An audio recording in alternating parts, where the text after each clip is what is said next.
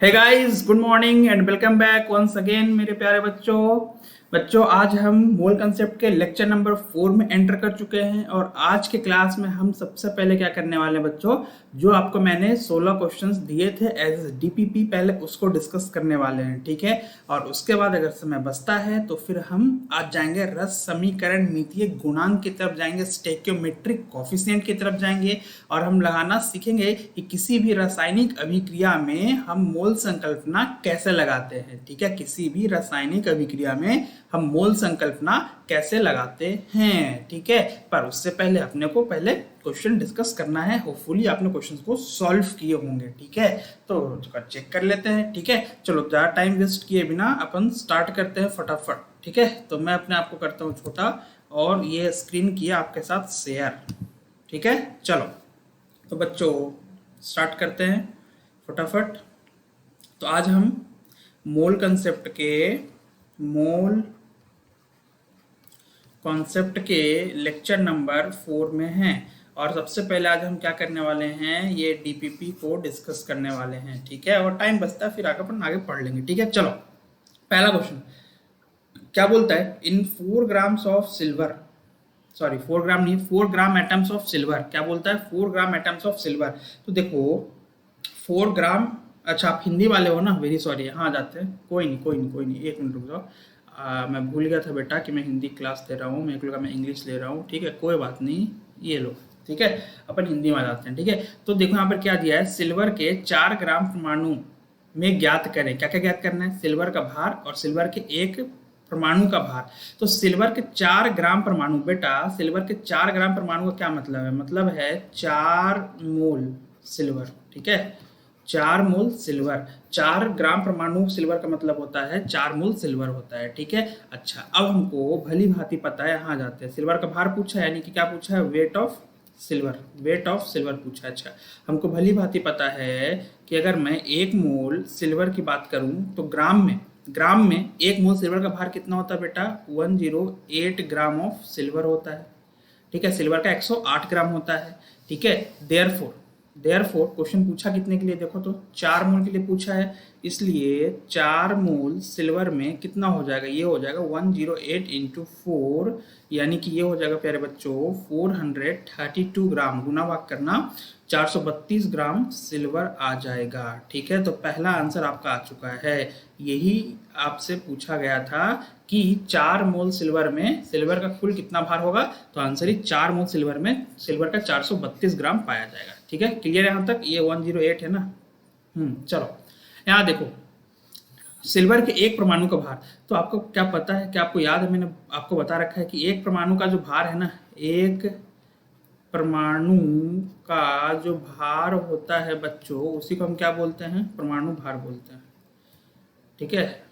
परमाणु भार बोलते हैं, जिसको हम मेजर किस में करते हैं बच्चों, या तो एमयू में या तो यू में, बात वही है, ठीक है। और हमको ये बात भी पता है कि एक एमयू, हमको ये भी पता है ना कि एक एमयू में कितने ग्राम होते हैं बच्चों, 1/Na ग्राम्स होते हैं, ठीक है। ये बात क्लियर है ना। चलो तो बस सिंपल, सिल्वर के एक परमाणु का भार है, ठीक है। तो सिल्वर के एक परमाणु का भार कितना होता है बताओ, सिल्वर के एक परमाणु का भार कितना होता है, 108 एमयू होगा, 108 एमयू होगा, या 108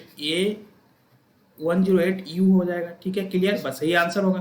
पर हो सकता है आंसर आपको किसमें, ये एवोगैड्रो ग्राम्स में दिया हो, तो आप क्या करोगे, आपको पता है ना कि 108 एमयू को हम क्या लिखते हैं बताओ, एमयू को अभी मैंने बोला है क्या लिखते हैं, पहले भी आपको पता है दूसरे क्लास में 1/Na लिखते हैं, 1/Na लिखते हैं। इसको अगर आप सॉल्व करोगे तो 108 इंटू 1/6.023 इंटू 10⁻23 लिखोगे। और यहाँ से अगर इसको आपने सॉल्व किया बेटा तो ये आपका आ जाएगा 17.93 इंटू 10⁻23 ग्राम्स। क्लियर है यहाँ तक, ये क्वेश्चन भी सॉल्व हो गया आपका, ठीक है। चलो अगले क्वेश्चन की तरफ बढ़ते हैं। अच्छा एक और चीज, इसका मान अगर मैं ग्राम्स में लिखूं तो क्या आपको याद है डायरेक्टली कितना होता था, ये होता है 1.66056 इंटू 10⁻24 ग्राम्स होता था, नहीं होता था, क्योंकि अगर आप 1/Na को सॉल्व करना, एक बार 1/Na को सॉल्व करना, आपको यही मान मिलेगा, ठीक है, 1 एवोगैड्रो संख्या इतना ही होता है। ठीक है, चेक करने का, और मैंने पढ़ा रखा है। ठीक है, चलो दूसरे क्वेश्चन में आते हैं बच्चों। सो सेकंड क्वेश्चन क्या बोलता है, देखो सेकंड क्वेश्चन क्या बोलता है। ठीक है, आपने तो क्वेश्चन सॉल्व किया ही होगा, तो आपको पता ही होगा, अंदाजा होगा कि कौन सा क्वेश्चन क्या बोलना चाह रहा है। ठीक है, मैं फटाफट आपको थोड़ा सॉल्यूशन भी बताते चल रहा हूँ और साथ में आंसर भी डिस्कस करते चल रहा हूँ आपके साथ। ठीक है, यहाँ बोलता है 222 ग्राम निर्जलीकृत CaCl2 यौगिक में कैल्शियम आयन एवं क्लोराइड आयन की संख्या ज्ञात करें। आयन की संख्या ज्ञात करनी है। ठीक है, तो एक बात बताओ सबसे पहले हम ये देख लेते हैं, कैल्शियम क्लोराइड है, CaCl2 है। ठीक है, तो CaCl2 को जब तोड़ोगे तो कैसे टूटेगा। ठीक है, तो यहाँ से आपको एक तो मिलेगा कैल्शियम आयन और साथ में क्या मिलेगा, 2 मोल क्लोराइड आयन मिलेगा। ठीक है बच्चों, तो आप जब भी इस आयनिक यौगिक कैल्शियम क्लोराइड को तोड़ोगे तो आपको क्या मिलेगा, इसके 1 मोल से आपको क्या मिलेगा, कैल्शियम आयन का 1 मोल मिलेगा। 1 मोल मिलेगा, कैसे पता चला बेटा, तो ये देखो रस समीकरण मितीय गुणांक देख लिए, यहाँ पे 1 है, यहाँ पे भी क्या है बच्चों 1 है, तो 1:1 का अनुपात हो गया, पर यहाँ पर 2 है, तो इसके 1 मोल से यानी कैल्शियम क्लोराइड के 1 मोल से क्लोराइड आयन कितना मिलेगा, 2 मोल मिलेगा। कितना मिलेगा बच्चों, 2 मोल मिलने वाला है। ठीक है, क्लियर है यहाँ तक। अच्छा, ये हुआ कैसे, तो मैं साइड में अगर वर्क करूँ तो मान लो कंपाउंड क्या है, AXBY। अगर इसको आप तोड़ते हो ना तो क्या करते हैं, देखो 2 अलग अलग तत्व के परमाणु दिख रहे, एक A है दूसरा B है, तो हमने लिखा A और B लिखा है। अब ध्यान दो, A के साथ जो लिखा है ना X, वो A के आगे आ जाएगा, B के साथ जो लिखा है Y, वो B के खुद के आगे आ जाएगा। अच्छा, आवेश में क्या आ जाएगा, तो B का जो सबस्क्रिप्ट Y है वो A के आवेश में जाएगा, तो Y पॉजिटिव लिखेंगे, और A के साथ जो नीचे सबस्क्रिप्ट X लिखा है वो बाजू वाले के आवेश में जाएगा, तो B के ऊपर क्या लिख देंगे, X माइनस। अब चेक करो खुद कि यहाँ पर कुल पॉजिटिव चार्ज कितना है, +XY। चेक करना आता है ना, X मोल है और आवेश कितना, 1 का, 1 A का, Y positive, X into Y. ठीक है, यहाँ क्या हो जाएगा, टोटल नंबर ऑफ एनायन कितने हैं, Y हैं, तो कुल संख्या कितनी है, BX माइनस की Y, और एक B पर आवेश कितना है, X माइनस, कुल आवेश कितना हो गया, -XY हो जाएगा। यही है ना, तो कुल मिलाकर के दोनों का कुल जोड़ कितना, 0। सही तो है, 0 मतलब न्यूट्रल हो गया, उदासीन न्यूट्रल हो गया, और सही तो है, ये यौगिक जो है न्यूट्रल ही तो है। सही तो आपने तोड़ा है, साबित हो गया यहाँ से। ठीक है, आप यहाँ से भी चेक कर सकते हो, 2 1 जा 2 और 2 1 जा -2, +2 -2 0 खत्म, और ये क्या था, न्यूट्रल था। ठीक है, चलो, तो यहाँ दिख गया कैल्शियम क्लोराइड के 1 मोल से कैल्शियम आयन के 1 मोल मिलते हैं और क्लोराइड आयन के 2 मोल मिलते हैं। पर हमसे पूछा तो क्या है, आयनों की संख्या पूछा, तो क्या हमको पता है 1 मोल में कितने आयन होते हैं, बिल्कुल। दुनिया का कोई भी आयन आ जाए, अगर उसका 1 मोल हम लेके चले, 1 मोल मात्रा लेके चले हैं, तो उसमें कितने आयन होंगे बच्चों, Na आयन ही होंगे। तो कैल्शियम आयन के Na आयन और क्लोराइड आयन के कितने हो जाएंगे, Na आयन। पर एक चीज का ध्यान रखना, क्या क्वेश्चन में ये चीज तो क्लियर कर लो, क्या क्वेश्चन में आपसे 1 मोल कैल्शियम क्लोराइड के लिए पूछा है, या उससे ज्यादा पूछा है, उससे कम पूछा है, चेक करना। यहाँ पूछा है 222 ग्राम के लिए, तो सबसे पहले तो हम मोल निकालेंगे। क्या आपको मोल निकालना आता है, मैंने सिखा रखा है लास्ट क्लास में कि जब कभी भी हमको मोल्स निकालना हो तो हम क्या करते हैं, भाग देते हैं। मोल्स में घुसना हो तो हम क्या करते हैं, भाग देते हैं। किससे भाग देते हैं, तो भाई देख लेते हैं, जो टर्म यूज किया है भार, तो भार वाले टर्म में हम किससे भाग देंगे, किससे देंगे, ग्राम अणु भार से। तो ऊपर लिखेंगे दिया गया भार और नीचे लिखेंगे प्यारे बच्चों 111, जो कि क्या होता है, ग्राम अणु भार होता है। कैसे, तो आप खुद निकाल लो, कैल्शियम 40 होता है और क्लोरीन 2 है, एक का कितना 35.5 होता है, औसत भार लेकर चलते हैं, तो ये हो गया बच्चों आपका 111 हो गया। तो कुल मिला कितने मोल हो गए बच्चों, ये आपके 2 हो गए, कैल्शियम क्लोराइड के 2 मोल हो गए। अब देखो जो आपने ये निकाला है ना, Na आयन और Na आयन, अरे यार ये क्या हो गया, एक मिनट बेटा, रुको थोड़ा सा मिस्टेक हो गया मेरे से ही, ध्यान नहीं रहा। देखो इसके 1 मोल कैल्शियम क्लोराइड के 1 मोल से कैल्शियम आयन तो 1 ही मोल मिल रहा है, ठीक है, पर क्लोराइड आयन कितना मिल रहा है, 2 मोल। तो देखो कैल्शियम आयन अगर 1 मोल है तो आयन कितने, एवोगैड्रो संख्या के बराबर, 1 मोल में Na ही होते हैं, पर क्लोराइड आयन तो 2 है ना यार, तो 1 मोल में Na, तो 2 मोल में कितना होगा, 2Na होगा ना, मेरे से मिस्टेक हो, कोई बात नहीं, ठीक है, 2Na हो जाएगा। ठीक है, चलो अब देखो, पर ये आंसर कैल्शियम आयन के Na आयन और क्लोराइड आयन के 2Na आयन तो तब होता जब कैल्शियम क्लोराइड कितना होता, 1 मोल। पर क्वेश्चन तो पूछा कितने के लिए, 111 ग्राम, मतलब कितने मोल के लिए पूछा गया, ध्यान देना, इधर 2 मोल के लिए पूछा गया है। तो लगाओ का की नियम फिर से, ठीक है, यानी रस समीकरण मितीय गुणांक फिर से देखो, तो अगर कैल्शियम क्लोराइड के 2 मोल हो जाएं तो कैल्शियम आयन में कितना हो जाएगा, 2 मोल हो जाएगा। कैसे, अनुपात देखो 1 से 1, देखो 1 से 1 मोल, तो 2 से कितना, 2 मोल। अच्छा, 1 से 1 मोल कैल्शियम क्लोराइड से कितना क्लोराइड आयन, 2। तो 2 से कितना हो गई है, 4 हो जाएगा, 2 गुना ही तो है। देखो ना यार, इसका 1 मोल है तो इसका 2 मोल, 2 गुना है ना, तो इसका 2 मोल से इसका कितना मोल बन जाएगा, 4 मोल बन जाएगा बस। अब देखो 2 मोल, 2 मोल मतलब कितने आयन, 2 मोल मतलब 2Na आयन, 2Na, और 4 मोल मतलब 4Na आयन। मतलब कुल मिला के आंसर क्या हो जाएगा कि कैल्शियम आयन कितने मिलेंगे प्यारे बच्चों, 2Na, और क्लोराइड आयन कितने मिल जाएंगे प्यारे बच्चों, 4Na। क्लियर है यहाँ तक, ये आपके आंसर हो जाएंगे।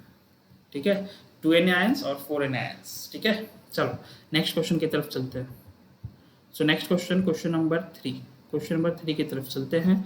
ठीक है, सो क्वेश्चन नंबर 3 अच्छा क्वेश्चन है, इजी क्वेश्चन है। ठीक है, क्या पूछा है, देखो हमारे पास शुरुआती दौर में CO2 के 200 मिलीग्राम थे। ठीक है, पहले कितना था, CO2 का भार 200 मिलीग्राम था। उसमें से क्या किया गया, 10⁻21 अणु को हटा दिया गया है। देखो 10⁻21 अणु को हटा दिया गया है। तो बचे हुए CO2 के मोलों की संख्या एवं दो चीज पूछा है, बचे हुए CO2 के मोल की संख्या और भार ज्ञात करें। ठीक है, चलो तो हमको मोल की संख्या ज्ञात करनी है ना, बचे हुए CO2 के मोल की संख्या ज्ञात करनी है। तो एक काम करते हैं, शुरू से चलते हैं। हम सबसे पहले क्या करते हैं, इनिशियल यानी कि शुरुआती दौर में, आई फॉर इनिशियल होता है ना, इतनी हिंदी में नहीं लिखूंगा। ठीक है, आई फॉर इनिशियल, शुरुआती दौर में CO2 की मोल की संख्या कितनी हो जाएगी। तो देखो कितना भार है, 200 मिलीग्राम, हमको पता है 200 मिलीग्राम। ठीक है, पर हमको ये भी पता है कि जब मोल हम निकालते हैं तो हम क्या करते हैं, भाग देते हैं। किससे भाग देंगे, ग्राम अनुभार से, जो कि CO2 के लिए, कार्बन डाइऑक्साइड के लिए कितना होता है प्यारे बच्चों, 44 होता है। पर ध्यान देना बेटा, ये तो ग्राम से होता है, ग्राम प्रति मोल होता है। अब ऊपर जो आपने लिखा है दिया गया भार होता है बेटा मिलीग्राम में, तो मिलीग्राम को आप ग्राम में बदलोगे कैसे, 10⁻³ से गुणा करके, यही होगा ना। अब ये किस में आ जाएगा प्यारे बच्चों, अब ये ग्राम्स में आ जाएगा, ग्राम ग्राम क्या हो जाएगा, कैंसिल आउट हो जाएगा। ठीक है, चलो तो इसको अगर आप सॉल्व करोगे बच्चों तो ये आपका आ जाएगा 0.0045 मोल आ जाएगा, 0.0045 मोल आ जाएगा। तो इतना मोल क्या था शुरुआती दौर में, शुरुआती दौर में कार्बन डाइऑक्साइड के कितने मोल थे हमारे पास, 0.0045। अब बोलता है उसमें से 10⁻21 अणु को हटा दिया गया है। तो मैं बाजू में अगर लिखूं कि हटाए गए CO2 के मोलों की संख्या, ठीक है, जो क्या हो गए हैं, हटाए गए हैं, गायब कर दिए गए हैं, उनकी अगर मोलों की संख्या लिखूं तो देखो बेटा मैंने बता रखा आपको कि जब भी मोल निकालते हैं तो हम क्या करते हैं, भाग देते हैं। अब किससे भाग देंगे, देखो तो अब हम जो है ना वो अणु में खेल रहे हैं, यहाँ पे अणु को हटाया गया है। तो अणु में अगर खेल रहे हैं, अणु के टर्म्स में अगर हमको क्या करना है, अणु के अनुसार अगर हमको मोल निकालना है तो दिए गए अणु की संख्या हम ऊपर लिखेंगे और एवोगैड्रो संख्या हम कहाँ लिखेंगे, नीचे लिखेंगे, भाग देंगे उससे। 6.022 इंटू 10⁻23। अगर आप इसको सॉल्व करोगे बच्चों तो ये आपका, आप इसको सॉल्व करना है एक बार, ठीक है, ये आपका आता है 0.166 इंटू 10⁻²। यानी कि अगर आप इसको ऐसे लिखोगे तो ये हो जाएगा 0.001666। कुल मिलाकर के मतलब ये समझ में आया कि शुरुआती दौर में हमारे पास CO2 के 0.0045 मोल थे और उसमें से हमने 0.00166 मोल को गायब कर दिया। तो क्या आप बता सकते हो, देयरफॉर CO2 के बचे हुए मोलों की संख्या कितनी हो जाएगी। तो ये हो जाएगा बेटा कुल मोल जो हमने शुरुआती में लिया था माइनस वो मोल की संख्या जो हमने क्या किया है, हटा दिया है, गायब कर दिया है, 0.00166। अगर बेटा आप इसको सॉल्व करोगे तो यहाँ से माइनस प्लस करने के बाद, ठीक है, ये आ जाएगा 0.0028 मोल, 0.0028 मोल आ जाएगा। ठीक है, तो ये आपके CO2 के बचे हुए मोल की संख्या, मतलब एक आंसर आ गया आपका।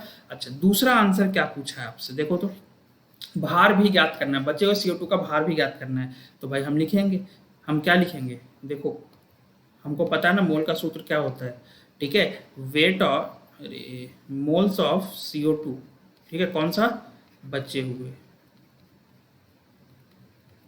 बराबर क्या होगा, वेट ऑफ CO2, कौन सा CO2 बेटा, बचे हुए, अपॉन नीचे क्या हो जाएगा बेटा, वो तो फिक्स है ना, अनुभार, किसका अनुभार, तो CO2 का, उसी का अनुभार से तो भाग देते हो ना, जिसका मोल निकालना है तो मोल निकालते हो तो भाग देते हो, और भार में चल रहे हो तो भार से ही तो भाग दोगे, अनुभार से, ग्राम अनुभार से 44 ग्राम पर मोल। ठीक है, चलो वैल्यू पुट करो। तो मोल कितना बचा था, ये मोल कितना बचा देखो, तो यहाँ से पुट करो, यहाँ से उठाओ वैल्यू 0.0028 इक्वल्स टू, ये वेट हमको निकालना था, ये हमारे पास हो गया 44 ग्राम पर मोल हो गया, और इसकी इकाई लिखना है तो लिख लो मोल।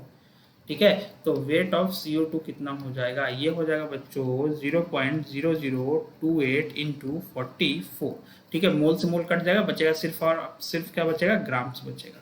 आप क्रॉस मल्टीप्लाई करना, ठीक है, आप इसको इधर जब लेकर के जाओगे इस तरफ तो मोल मोल कट जाएगा, बचेगा सिर्फ ग्राम। ठीक है, और इसको जब सॉल्व करोगे तो ये आ जाएगा 0.125 ग्राम्स, 0.125 ग्राम्स। ठीक है, ये आपका दूसरा आंसर आ गया, CO2 का बचा हुआ भार। ठीक है, चलो तो आप आंसर मिलाते चलेंगे, जो आपसे बन गया अच्छी बात, जो नहीं बना है या जो गलत है, ठीक है, आंसर मैच नहीं कर रहा है, उसको आप समझते हुए चलेंगे। इत्मीनान से देखो, एकदम आराम से देखना, ठीक है, आपको सारी बातें समझ में आएंगी, एकदम कंसंट्रेशन के साथ देखना, ये नहीं कि 1 मिनट देखे फिर उधर चले गए, फिर वापस आ गए, फिर उधर चले गए, ऐसे काम मत करना। ठीक है, चलो लगातार देखना और पूरा ध्यान के साथ देखना। चलो अब आते हैं next, calculate the number of moles in each of the following. यार नंबर ऑफ मोल्स निकालना, नंबर ऑफ मोल्स निकालना है। मैंने एक चीज बोला था कि जब भी आपको मोल की संख्या निकालनी होती है ना, तो हमेशा क्या करते हो, आप हमेशा क्या करते हो बेटा, भाग देते हो, हमेशा आप भाग देते हो। ठीक है, क्लियर। तो अब देखो यहाँ पर क्या है, 11 ग्राम CO2 है। ठीक है, तो भार में दिया ना, ये मात्रा किसमें दिया, भार में दिया है, तो भार में दिया है तो भाग ही देंगे, पर किससे देंगे, अनुभार से, ग्राम अनुभार से। तो ग्राम अनुभार तो CO2 का 44 होता है, और दिया गया भार कितना है उसको ऊपर लिखते हैं, दिया गया भार बटा ग्राम अनुभार कितना हो जाएगा 1/4, यानी कितना हो जाएगा 0.25 मोल हो जाएगा। क्लियर। चलो दूसरे क्वेश्चन में आ जाते हैं। इसके लिए इस बार क्या दिया है, CO2 के 3.01 इंटू 10 की पावर 22 मॉलिक्यूल्स, इतने अणु दिए हैं CO2 के। तो फिर से मोल ही तो निकालना है, तो मोल निकालना है तो क्या करोगे, अब अणु के हिसाब से चलोगे, अणु के संदर्भ में क्या होगा, एवोगैड्रो संख्या से भाग दोगे, तो क्या हो जाएगा 3.01 इंटू 10 की पावर 22 अणु, ऊपर लिखा दिए गए अणु की संख्या, और नीचे क्या करोगे, एवोगैड्रो संख्या से भाग दे दोगे 6.022 इंटू 10 की पावर 23। ठीक है, जब इसको भाग दोगे तो ये तो 2 बार में कट जाएगा, तो ये हो गया 1/2 इंटू 10 की पावर -1 हो जाएगा, मतलब ये हो जाएगा 0.05 मोल हो जाएगा। सॉल्व करना, ठीक है, 1/2 कितना होता है 0.5, और 10 की पावर -1 है तो 0.05 हो जाएगा। चलो नेक्स्ट आ जाओ। इस बार आपसे फिर से क्या पूछा है, मोल की संख्या पूछा है। ठीक है, तो अब देखो यहाँ पर आपको बेटा इस बार मात्रा किस में दिया है, लीटर में दिया है, लीटर्स में दिया है, गैस है, सही बात है, तो अपन मोलर आयतन यूज कर सकते हैं। तो बेटा अगर आयतन में दिया है तो हम किससे डिवाइड, मोल निकालना है, तो ये बात तो पक्की है कि भाग देंगे, पर किससे भाग देंगे, क्योंकि इस बार क्या यूज किया है, आयतन, तो आयतन यूज किया, तो अपन क्या लेंगे यहाँ पे बेटा, मोलर आयतन 22.4 लीटर, और ऊपर क्या लिखेंगे, दिया गया आयतन। ठीक है, तो ऊपर लिखेंगे दिया गया आयतन और नीचे लिखेंगे मोलर आयतन। ठीक है, जब इसको आप भाग दोगे बेटा, ठीक है, सॉल्व करोगे तो फिर से आपको कितना मिल जाएगा, 0.05 मोल ही मिलेगा, 0.05 मोल ही मिलेगा। ठीक है, सॉल्व करना है एक बार। ठीक है, चलो नेक्स्ट क्वेश्चन में आते हैं। Next question, question number 5। ठीक है, तो 5वां क्वेश्चन क्या बोलता है, पढ़ेंगे सब लोग हिंदी में बेटा। Na धातु सोडियम धातु का वह भार ज्ञात करें, सोडियम धातु का वह भार ज्ञात करें जिसमें 4 ग्राम कैल्शियम धातु के समान परमाणु की संख्या उपस्थित हो। ठीक है, तो यहाँ पे कीवर्ड समझना है, यहाँ से मैं घेरा लगा रहा हूँ, समान, यहाँ से समान परमाणु की संख्या, क्या लिखा है बेटा, देखो तो समान परमाणु की संख्या। तो साइड में अगर मैं रबर करूं बेटा, तो मैंने आपको बता रखा है कि समान परमाणु है ना, कोई नहीं यहाँ पे ये, ठीक है, समान परमाणु की संख्या हो जाए, यदि दो अलग अलग पदार्थों में क्या हो जाए, परमाणु की संख्या, अणु की संख्या क्या हो जाए, एक समान हो जाए। फिलहाल यहाँ परमाणु है तो स्पेसिफाई करते तत्व, तो अगर 2 तत्व में परमाणु की संख्या समान हो जाए, समान परमाणु की संख्या हो जाए, तो बेटा मोल की संख्या भी क्या होगी, दोनों की एक समान ही होगी। ये बात एकदम गांठ बांध लो। ठीक है, तो मोल की संख्या भी क्या हो जाएगा, समान हो जाएगा। क्लियर, मोल की संख्या भी क्या हो जाएगा, समान हो जाएगा। तो यानी कि एक बात यहाँ सब समझ में आती है कि यदि समान परमाणु की संख्या बोला गया है, इसका मतलब है कि मोल भी समान होगा। किसका मोल समान होगा, तो एक तरफ है सोडियम धातु, एक तरफ है 4 ग्राम कैल्शियम धातु। तो यानी कि मोल ऑफ कैल्शियम जो है हर हाल में क्या होगा बेटा, मोल ऑफ सोडियम के बराबर आपको करना ही पड़ेगा। तभी परमाणु की संख्या क्या होगी, एक समान हो पाएगा दोनों में। ठीक है, चलो अब आते हैं। अब देखो हमको सोडियम धातु का तो भार पूछा है, और भार दिया किसका, कैल्शियम का। तो एक काम करते हैं, कैल्शियम का भार दिया है ना, तो कैल्शियम का मोल निकाल सकते हो, बिल्कुल निकाल सकते हो। दिया गया भार ऊपर और ग्राम परमाणु भार कहाँ लिख देंगे, नीचे लिख देंगे। जो कितना होता है कैल्शियम के लिए, 40 होता है। तो बेटा ये कितना हो जाएगा, 0.1 मोल हो जाएगा। 0.1 मोल हो गया किसका, कैल्शियम का। अच्छा यही 0.1 मोल जो है ना, यही 0.1 मोल जो है, ये 0.1 मोल किसका होगा, सोडियम का होगा। क्यों क्यों बोल रहा हूँ ऐसा, जितना कैल्शियम का मोल की संख्या उतना सोडियम का ही मोल का संख्या। क्यों बोल रहा हूँ बेटा ऐसा, इसलिए बोल रहा हूँ क्योंकि परमाणु की संख्या एक समान करने बोला है, तो मोल तो एक समान रखना पड़ेगा आपको। ठीक है, तो अब आ जाओ, अगर अगर सोडियम का मोल का संख्या भी 0.1 है, तो क्या आप लिख सकते हो मोल का सूत्र, दिया गया भार, भार के संदर्भ में ये तो दिया गया भार बटा ग्राम परमाणु भार, जो कितना होता है 23 होता है सोडियम के लिए। इसलिए सोडियम का भार कितना हो जाएगा बच्चों, 2.3 ग्राम हो जाएगा। इसका मतलब ये है कि सोडियम के 2.3 ग्राम में, सोडियम के 2.3 ग्राम में जितने परमाणु उपस्थित होंगे, ठीक है, जितना परमाणु होगा उतना ही परमाणु कैल्शियम के 4 ग्राम में भी होगा। सोडियम के 2.3 ग्राम में जितना परमाणु होगा, कैल्शियम के भी 4 ग्राम में उतने ही परमाणु होंगे। तो यही आपसे पूछा गया था। इसका आंसर क्या हो जाएगा बच्चा, 2.3 ग्राम हो जाएगा। ठीक है, चलो नेक्स्ट क्वेश्चन में आते हैं। क्वेश्चन नंबर 6 में आ जाते हैं। क्वेश्चन नंबर 6 में आ जाते हैं। ठीक है, चलो सो क्वेश्चन नंबर 6 क्या बोलता है, देखो तो ये भी छोटा सा क्वेश्चन है पर अच्छा क्वेश्चन है। ऐसे क्वेश्चन आजकल पूछे जाते हैं, ये बिल्कुल इजी बच्चों वाले क्वेश्चन। ठीक है, देखो क्या बोला है, 4.9 ग्राम, ध्यान देना, 4.9 ग्राम H3PO4 में ऑक्सीजन परमाणु के कुल उपस्थित मोल की संख्या ज्ञात करें। मतलब कि 4.9 ग्राम फॉस्फोरिक अम्ल है, उसमें हमको ऑक्सीजन परमाणु के कुल मोल की संख्या ज्ञात करनी है। ठीक है, तो अगर बेटा मैं साइड में लिखूं H3PO4, अगर आप H3PO4 का एनालिसिस करते हो तो बताओ हाइड्रोजन तत्व के कितने मोल हैं यहाँ पर, कितने, 3 है ना। देखो H के साथ 3 लगा है तो 3 मोल क्या हो जाएगा बच्चों यहाँ पर, हाइड्रोजन, 3 मोल हाइड्रोजन हो जाएगा। अच्छा फॉस्फोरस कितना, देखो तो एक ही है ना, तो 1 मोल क्या हो जाएगा, फॉस्फोरस के परमाणु लिखना, लिख लो हाइड्रोजन के परमाणु, फॉस्फोरस के परमाणु। ऑक्सीजन कितना बेटा, H3PO4 4 ऑक्सीजन दिख रहा है, यानी कितना मोल हो जाएगा बच्चों, ये हो जाएगा आपका 4 मोल ऑक्सीजन हो जाएगा। ठीक है, 4 मोल ऑक्सीजन के परमाणु हो जाएंगे, 4 मोल ऑक्सीजन परमाणु हो जाएगा। ठीक है, 4 मोल ऑक्सीजन परमाणु हो जाएगा। ठीक है, अब देखो 1 मोल, अच्छा यहाँ कुछ नहीं लिखा है, मतलब रस समीकरण मितीय गुणांक इसका कितना होगा, 1 होगा, मतलब 1 मोल। तो 1 मोल फॉस्फोरिक अम्ल में आपको ऑक्सीजन कितना मिल रहा है, 4 मोल ऑक्सीजन परमाणु। बोलोगे सर ये दोनों तो आप लिए नहीं, आप सिर्फ इसी को क्यों ले रहे हो। बेटा क्वेश्चन पढ़ो, हमको सिर्फ ऑक्सीजन परमाणु से मतलब है, तो हम सिर्फ इसी को लेकर के चलेंगे। ठीक है, क्लियर बात है यहाँ तक। पर क्या आंसर 4 हो जाएगा, नहीं, क्योंकि बेटा यहाँ पे आपसे पूछा कितने में, 4.9 ग्राम में ही पूछा। तो सबसे पहला काम तो हम ये करेंगे कि हम मोल निकाल लेंगे। ठीक है, मोल की संख्या, कितने मोल की संख्या के लिए पूछा गया आपसे।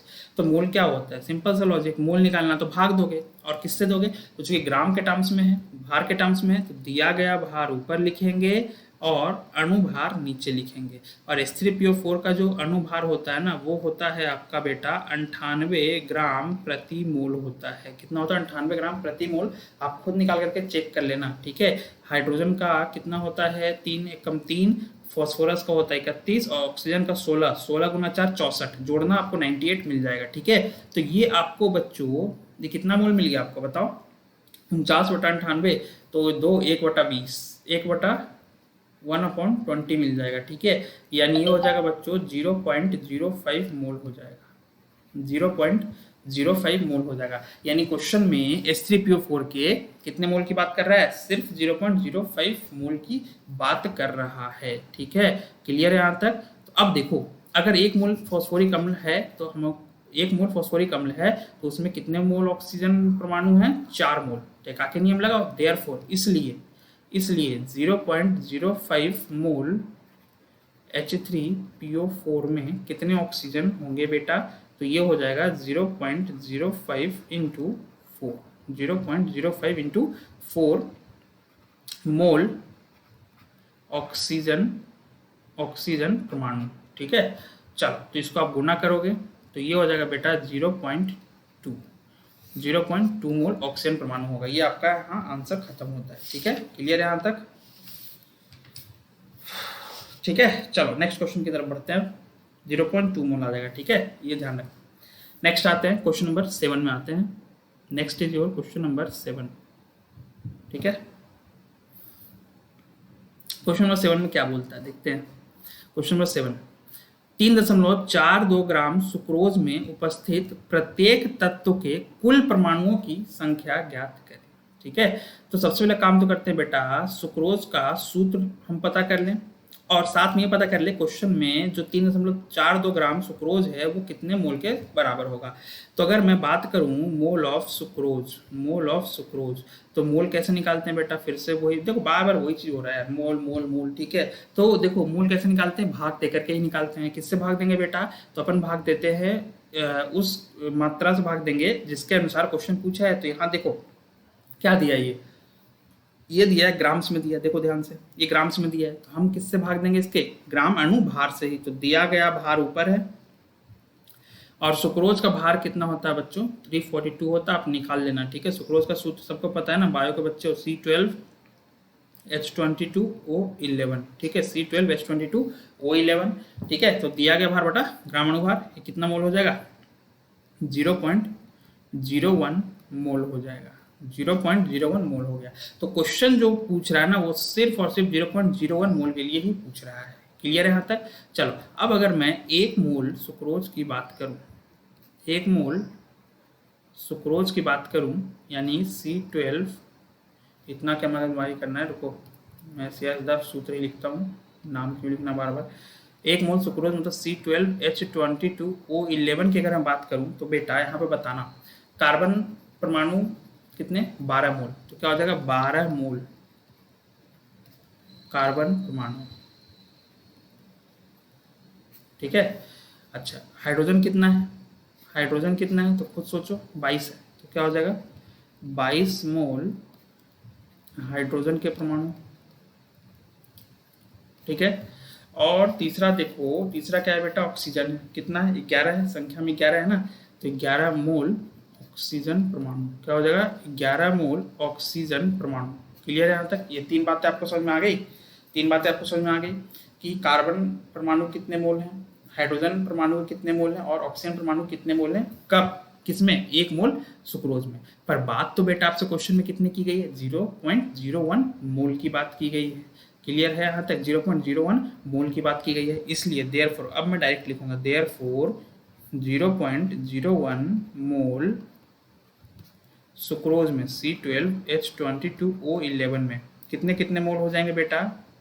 क्या आप बता सकते हो फटाफट? बिल्कुल, तो क्लियर, एक आखिरी नियम लगाओ, 1 मोल में 12 मोल कार्बन, तो 0.01 मोल में कितना मोल कार्बन? 0.12 mole carbon. अच्छा 1 मोल में, क्योंकि हमको यहाँ कुल परमाणु की संख्या पूछा है ना, तो हमको पता है, मैं साइड में अगर लिखूं तो हमको पता है 1 मोल में कितने परमाणु होंगे? Na परमाणु या Na अणु हो, तो डिपेंड करता है कि आप क्या निकाल रहे हो। ठीक है, Na होता है एवोगैड्रो संख्या के बराबर ही होता है। तो 1 मोल में Na होता है, 0.12 मोल में कितना होगा? 0.12 Na। इतने में परमाणु होंगे किसके? कार्बन के। ठीक है, दूसरा आ जाओ, 1 मोल में, यहाँ देख चेक करो, एकाकी नियम लगाओ, 1 मोल में 22 मोल हाइड्रोजन थे, तो 0.01 मोल में कितने हाइड्रोजन होंगे? 0.22 मोल हाइड्रोजन। तो बस अब बताओ परमाणु की संख्या कितनी हो जाएगी? 0.22 Na, क्योंकि 1 मोल में Na, तो 0.22 में कितने? 0.22 Na। अच्छा ऑक्सीजन की बात करें तो 1 मोल सुक्रोज में कितने ऑक्सीजन थे बेटा? यहाँ पर देखो 11 मोल ऑक्सीजन थे। 0.01 मोल में सुक्रोज के, 0.01 मोल सुक्रोज में कितने हो जाएंगे बेटा? ये हो जाएगा 0.11 मोल ऑक्सीजन। तो बताओ 1 मोल में Na परमाणु, तो 0.11 में कितना? 0.11 Na।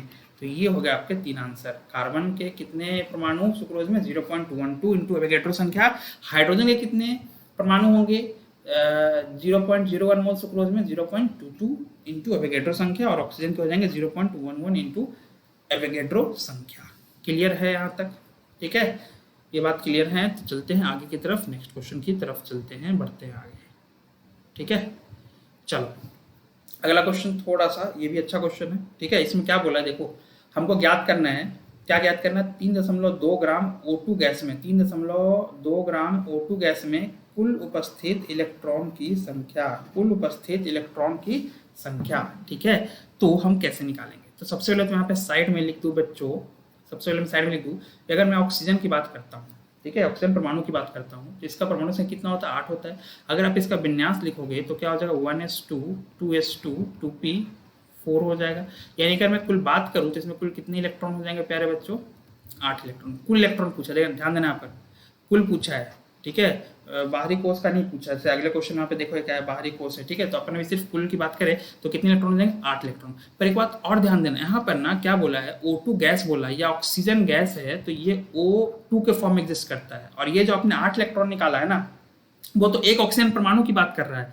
तो अगर ऑक्सीजन अणु में आओगे तो O2 में कितने इलेक्ट्रॉन हो जाएगा, तो 8 इलेक्ट्रॉन तो एक ऑक्सीजन परमाणु में था, इंटू 2 करोगे, अणु रूप में आ गया है, अणु के रूप में है, तो इंटू 2 करोगे तो कितना हो जाएगा बच्चों, ये हो जाएगा आपका 16 इलेक्ट्रॉन, ठीक है। ये कितना हो जाएगा भाई बच्चों, आपके 16 इलेक्ट्रॉन्स हो जाएंगे, ठीक है। यानी कि एक अणु, यानी ऑक्सीजन के एक अणु में कितने इलेक्ट्रॉन हो गए बच्चों, 16 इलेक्ट्रॉन हो गए। ध्यान रखना, एक अणु, ऑक्सीजन के एक अणु में कितने इलेक्ट्रॉन हो गए बच्चों, 16 इलेक्ट्रॉन हो गए, ठीक है। चलो अब आते हैं इधर क्वेश्चन पर। देखो पूछा कितने के लिए, 3.2 ग्राम O2 गैस के लिए। सबसे पहले तो हम मोल की बात कर लें, कितना मोल ऑक्सीजन है हमारे पास, तो मोल कैसे निकालोगे, दिया गया भार बटा ग्राम अणु भार, यानी 32। ऑक्सीजन के लिए कितना होता है सबको पता है ना, बच्चे को पता है कि 32 ही होता है। तो ये हो गया बच्चों आपका 0.1 मोल, 0.1 मोल हो गया। अच्छा, अब आप क्या यहाँ से आगे बता सकते हो, इसलिए देयरफॉर अगर हम बोले कि 1 मोल ऑक्सीजन में Na अणु होते हैं, तो 0.1 मोल ऑक्सीजन में कितने अणु होंगे, तो हमको पता है कि 1 मोल अगर O2 हुआ होता तो इसमें कितने अणु होते बेटा, Na अणु होते, किसके, O2 के। पर क्वेश्चन तो कितने के लिए पूछा है, देखो तो क्वेश्चन कितना है, देखो यहाँ पर 0.1 मोल पे ही है, इसलिए 0.1 मोल O2 में कितने अणु होंगे, कुल कितने अणु होंगे, 0.1 इंटू Na अणु होंगे, 0.1 इंटू Na अणु होंगे, किसके O2 के। क्लियर कट है यहाँ तक, क्लियर यहाँ तक। तो हमको ऑक्सीजन के कुल अणु मिल गए, क्वेश्चन में जितने ऑक्सीजन के अणु की बात की जा रही है वो मिल चुका है, कितना, 0.1 Na।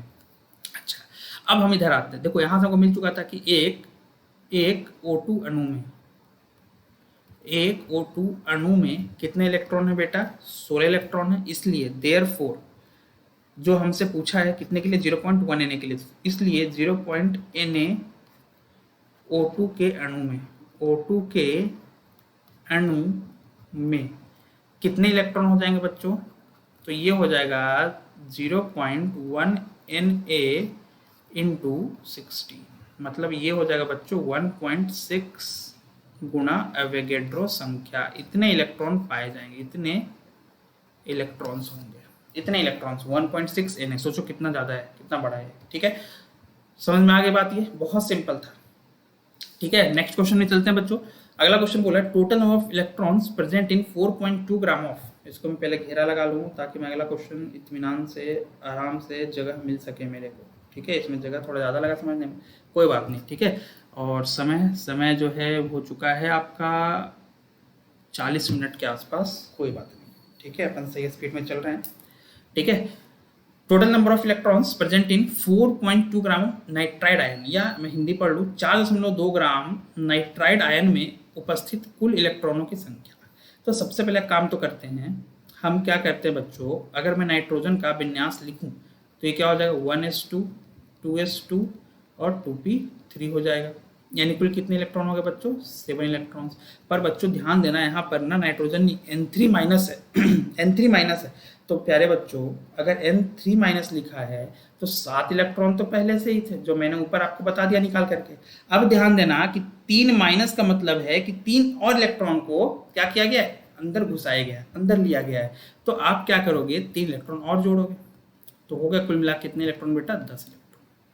यानी यहाँ से हम ये बोल सकते हैं, हम क्या बोल सकते हैं कि एक N3 माइनस आयन में, एक N3 माइनस आयन में कितने इलेक्ट्रॉन है बच्चों, 10 इलेक्ट्रॉन है। एक N3 माइनस आयन में, एक एक।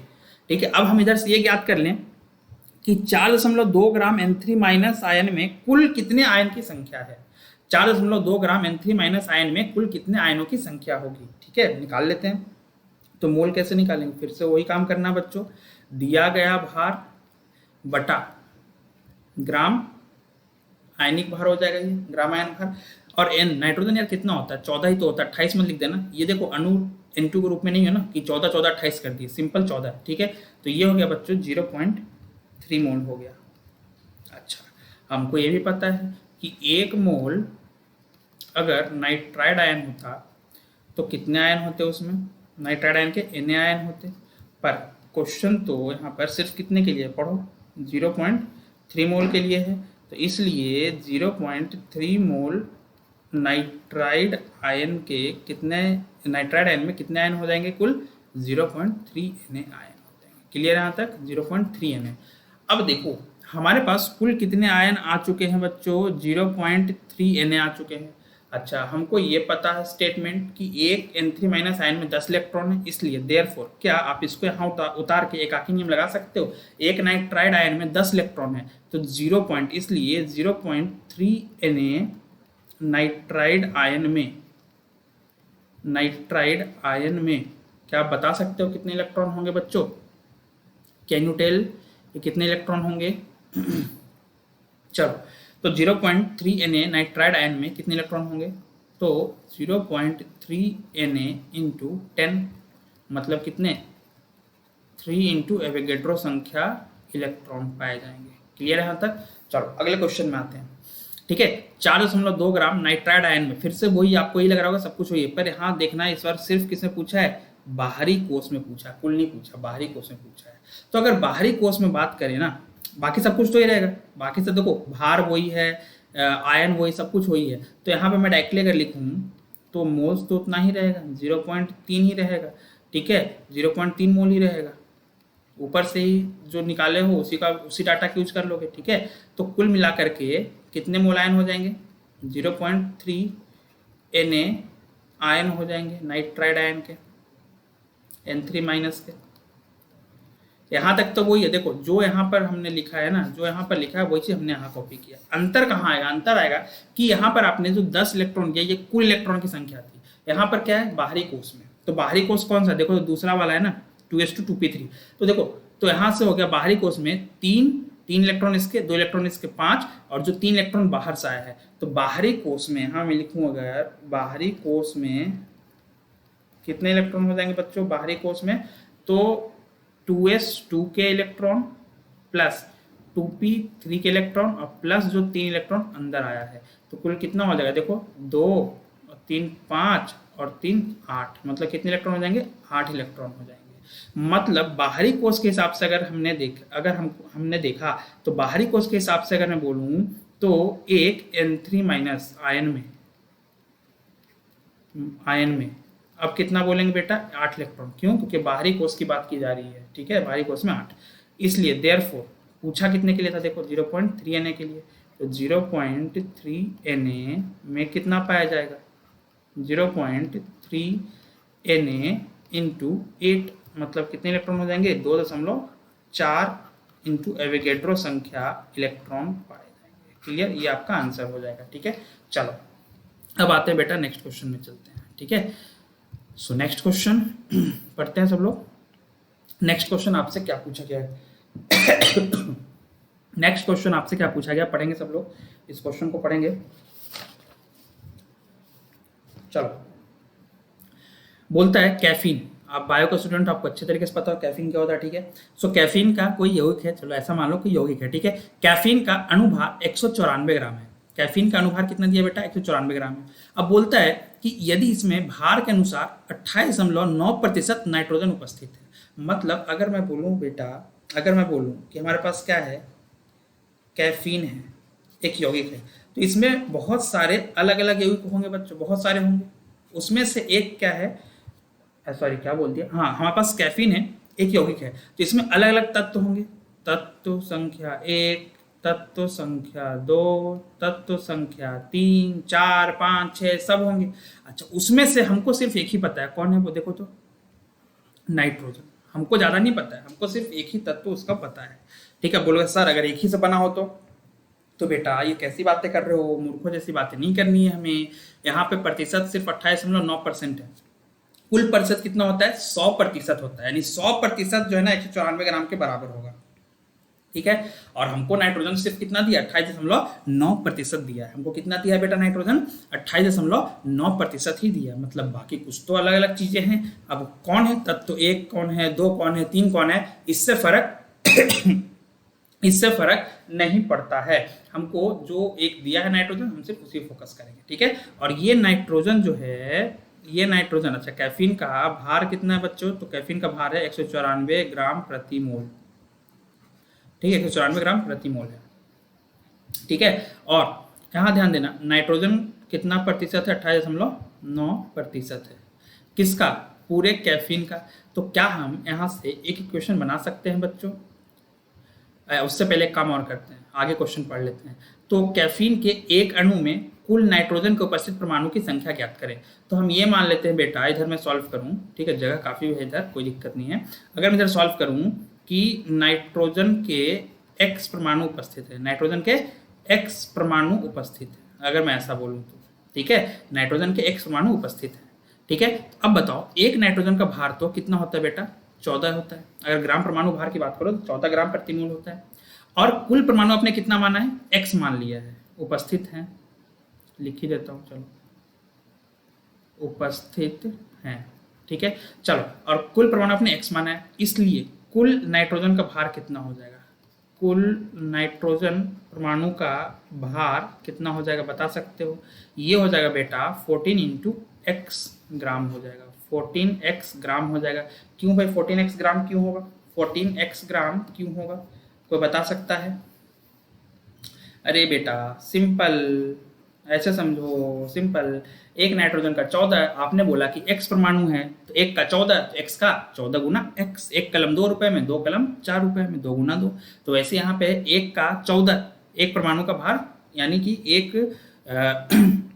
एक मोल नाइट्रोजन परमाणु का भार 14, x का कितना? अगर x कुल मिला के x संख्या है तो 14 गुना x ही तो होगा। ठीक है, तो कुल नाइट्रोजन का भार आपको मिल चुका कितना? 14x मिल चुका है। अच्छा, क्या आप यहाँ से इक्वेट कर सकते हो बेटा कि नाइट्रोजन का एक्चुअल भार के अनुसार है ना, एक्चुअल भार कितना है? तो 28.9% ऑफ 194 का 28.9% कौन है? नाइट्रोजन।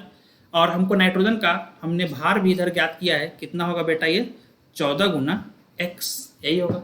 चलो, अब आपको प्रतिशत निकालना थोड़ा आता है ना, 28.9 अपॉन 100%, मतलब क्या करोगे? अपॉन 100 इंटू 194, यही तो होगा। 155 में पढ़ोगे ऐसा, 194 का इतना प्रतिशत। ठीक है, तो 194 का 28.9% कौन है? नाइट्रोजन। और नाइट्रोजन का भार क्या है? 14x है। ठीक है, तो हमने लिखा 14x। ठीक है, अब यहाँ से अगर आप x की मान को निकालोगे तो ये कितना आ जाएगा? 28.9 इंटू 194 इंटू 14 अपॉन नीचे क्या हो जाएगा बच्चों? 100। तो यहाँ से x का मान जो है ना वो कितना आ जाएगा? 4। आप सॉल्व करना एक बार बेटा, x का मान कितना आ जाएगा? 4। यानी कि इस कैफीन के एक अणु में नाइट्रोजन के कितने परमाणु उपस्थित होंगे? 4। क्योंकि कैसे? आपने x परमाणु माना था और x का मान कितना आ गया? 4 आ गया। सॉल्व करना है एक बार। ठीक है, क्लियर है यहाँ तक? चलो नेक्स्ट क्वेश्चन की तरफ चलते हैं। So heading towards the 10th question. Double digit में आ चुके हैं, यस डबल डिजिट में आ चुके हैं। ठीक है, फटाफट चलेंगे। ठीक है, ज़्यादा क्वेश्चन बचा नहीं है, आगे चलते हैं। दो तत्व A एवं B का परमाणु भार क्रमशः 40 एवं 80 है। ठीक है, तो मैं एक काम करता हूँ, मैं एक तरफ लिखता हूँ बेटा A, एक तरफ में लिखता हूँ बेटा B। ठीक है, क्या दिया? दो तत्व दिया है, एक तरफ A दिया है, एक तरफ B दिया है। परमाणु भार क्रमशः कितना कितना बेटा? 40 है और कितना है? 80 है।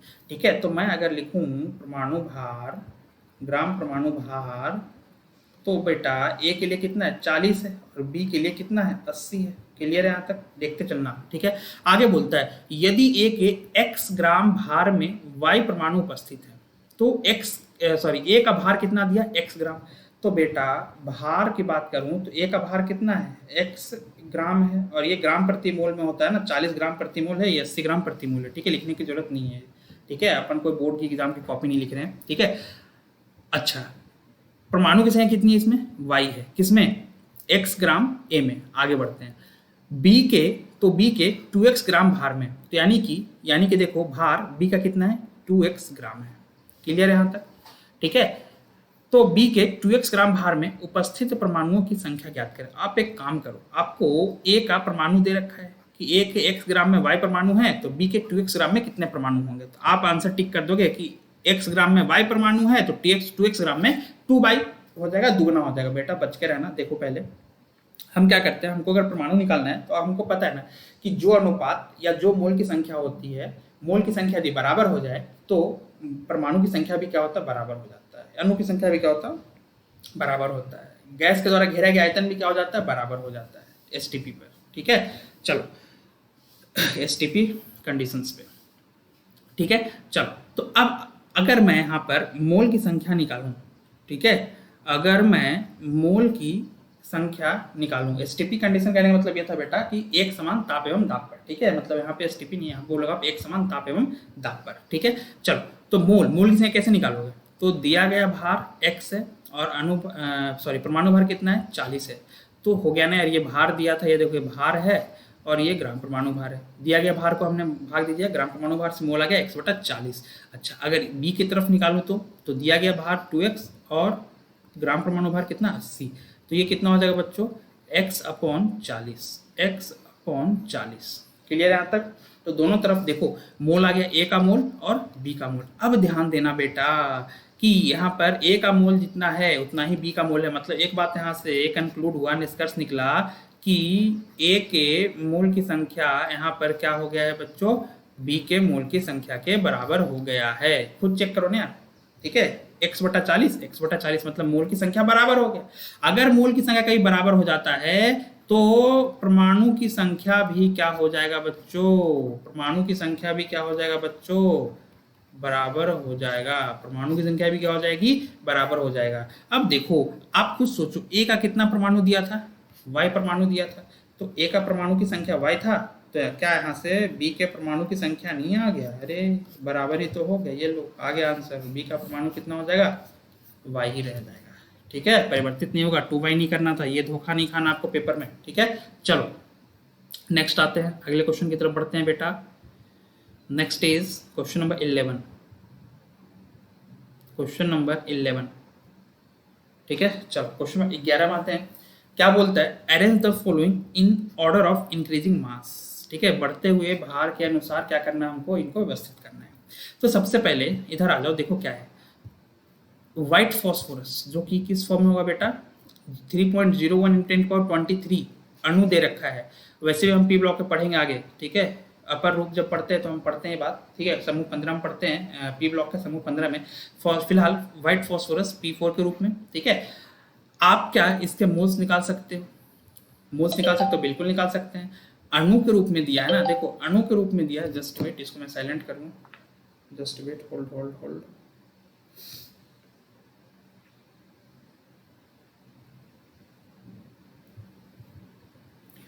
चलो आगे चलते हैं। ठीक है, तो अणु के रूप में दिया है तो हम क्या करेंगे, एवोगैड्रो संख्या से भाग देंगे तो हमको क्या मिल जाएगा, मोल की संख्या। तो दिए गए अणु की संख्या बटा एवोगैड्रो संख्या, एवोगैड्रो संख्या। ठीक है, तो ये कितना हो जाएगा बच्चों, ये कट जाएगा ना और ये 2 बार में चले जाएगा, तो ये हो गया 0.5 मोल, 0.5 मोल। ठीक है, 0.5 मोल हो गया।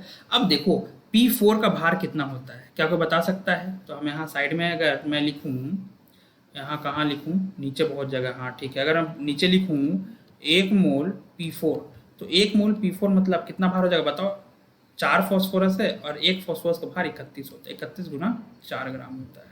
ठीक है, तो बताओ 1 मोल P4 का भार कितना है, 4 × 31, तो 0.5 मोल का भार कितना हो जाएगा, 0.5 × 4 × 31, जो कि किसके बराबर हो जाएगा बच्चों, 62 ग्राम के। उसको सॉल्व करेंगे कितना हो जाएगा, 62 ग्राम हो जाएगा। ठीक है, चलो नेक्स्ट आते हैं। 10 मोल हाइड्रोजन गैस, ये तो बेटा CH 10 मोल दे ही रखा है, तो 10 मोल हाइड्रोजन गैस का भार कितना हो जाएगा। तो हमको पता है ना कि 1 मोल अगर मैं H2 लेके चलता हूँ तो ये कितना, 2 ग्राम होता है, 2 ग्राम प्रति मोल हो जाएगा। 2 ग्राम प्रति मोल इसका क्या हो जाएगा बेटा, भार हो जाएगा। ठीक है, तो 10 मोल में कितना, 1 का 2 तो 10 का कितना, 10 गुना 2 मतलब कितना, 20 ग्राम हो जाएगा। यहाँ आ जाओ, 1 ग्राम अणु Na2CO3 के 1 ग्राम अणु का क्या मतलब है बेटा, इसका मतलब है 1 मोल। समझ दा, 1 ग्राम अणु मतलब 1 मोल ही तो होता है, किसका, जो दिया है सोडियम कार्बोनेट। आपको ये सारी भार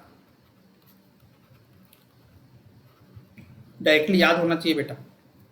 ठीक है, मैं आपको लिखवाऊंगा, आपको याद भी करना है। ये कितना होता है, 106 ग्राम प्रति मोल होता है। आप खुद निकाल कर चेक कर लो। सोडियम 23 दूनी 46, 2 सोडियम है, कार्बन 12, ऑक्सीजन 16 गुना 3 16, 16 3 16 3 48। आप सॉल्व करना, 106 आ जाएगा। ठीक है, तो देखो सीधा बात है, 1 मोल सोडियम कार्बोनेट का भार आ चुका है कितना, 106 ग्राम ही है, 106 ग्राम प्रति मोल। नेक्स्ट इधर आ जाओ, यहाँ पर आप मोल कैसे निकालोगे CO2 का। ठीक है, तो देखो 3.6 लीटर में दिया है, तो दिया गया आयतन हम ऊपर लिखेंगे, STP कंडीशन में दिया ना, देखो तो दिया गया आयतन ऊपर, और मोलर आयतन कितना लिखेंगे, 22.4। आप इसको सॉल्व करोगे तो ये आएगा बेटा 1.5 मोल आएगा। ठीक है, अब आप खुद सोचो, 1 मोल CO2 का ग्राम अनुभार कितना होता है, सबको पता है, बच्चे बच्चे को पता है, 44 ग्राम प्रति मोल होता है। तो 1 मोल का 44 ग्राम होता है, तो 1.5 मोल का कितना होगा, तो 1.5 गुना 44, जो कि आपको दे देगा 66 ग्राम। ठीक है, चलो अब आपको यहाँ बोला था कि आपको भार के अनुसार क्या करना है, व्यवस्थित करना है, बढ़ते क्रम में व्यवस्थित करना है। ठीक है, अरे बढ़ते हो घटते हो फर्क नहीं पड़ता। ठीक है, चलो आप देख लेना। ठीक है, मेरी आदत हमेशा घटते में करने की, मैं घटते में कर लेता हूँ। ठीक है, चलो तो सबसे बड़ा तो ये निकला ना, तो क्या हो जाएगा, सबसे ज्यादा भार किसमें, C में, उसके बाद ये निकला मतलब D में, उसके बाद ये निकला 62 ग्राम, तो ये हो गया A, और सबसे छोटा भार कहाँ दिख रहा मान, B में, तो हो गया क्लियर, ये हो गया आपका आंसर। ठीक है, चलो नेक्स्ट क्वेश्चन में आते हैं बेटा, क्वेश्चन नंबर 12 में आ जाते हैं।